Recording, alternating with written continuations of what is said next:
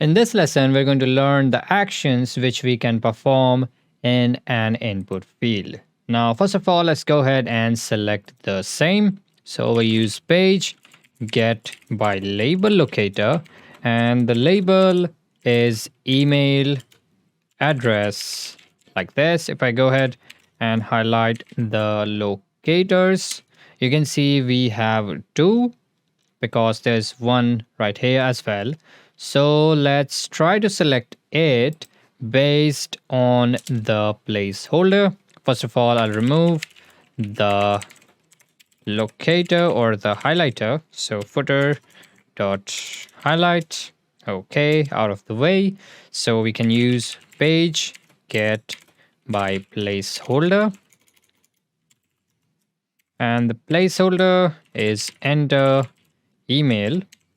And now if I go ahead and highlight it, you can see only this one gets highlighted. Of course, here you could use the first selector as well. That is, after this locator, you could add the dot first. But this is a good use case of the get by placeholder. So now that we have got our element, we'll go ahead and extract it into a variable. So we have our get by placeholder. You can say input, and let's just store it. And now the first action which we can perform on the same is to fill some data inside the form field. Pretty simple, right? So input field dot, we can access the fill method to fill in some information. And because this is a email input field, I can say like me at that site. If I go ahead and hit enter, you can see the same getting filled in the email address input field. Now, if I want to clear this, I can use the input dot clear method. Hit enter, you can see it gets cleared. Now, if I want to type in the contents, that is, if I execute this command, it instantly adds the elements like a control C and control V. But let's say if we want to simulate a type, that is something like this, then what we can do is use the inputs type method. Now, if I use it just like this, that is, let me get the text and instead use type, you will see just the same result because there is no delay between writing a letter and the next letter. So what we can do is insert a delay. So let me remove the text again. And here what we can do is say type, and we will enter the same content, that is me at that site.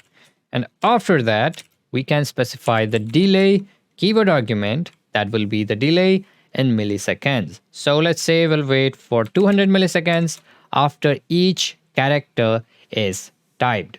So if I go ahead and hit enter, you can see it gets typed with 200 milliseconds delay between each character. Now, this is useful when you want to simulate a more human interaction feel, like a human is actually typing these letters.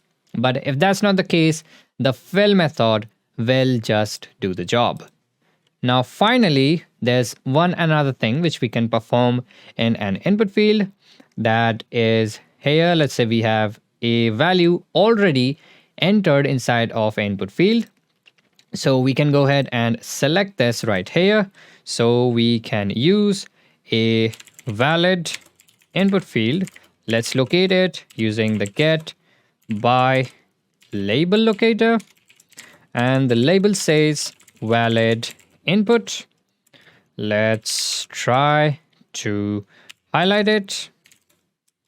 You can see we do select two things. So now let's go ahead and select the first one. Okay.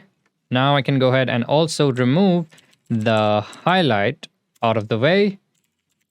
And now what we want to do is say we want to get this value that is already entered inside of this input field.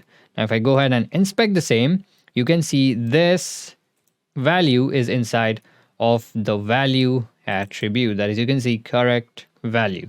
So to get that, what we can do is simply use the correct, or it is called valid input, and we can use its input underscore value method. What it does is returns the value inside of this input field. So if I go ahead and hit enter, you can see we get the correct value string. So if I do change it to something else, let's say I'll change it to some other value and then rerun the method, you can see we get some other value. So if you'd like to fill in some data in a input field, you use the fill or the type method.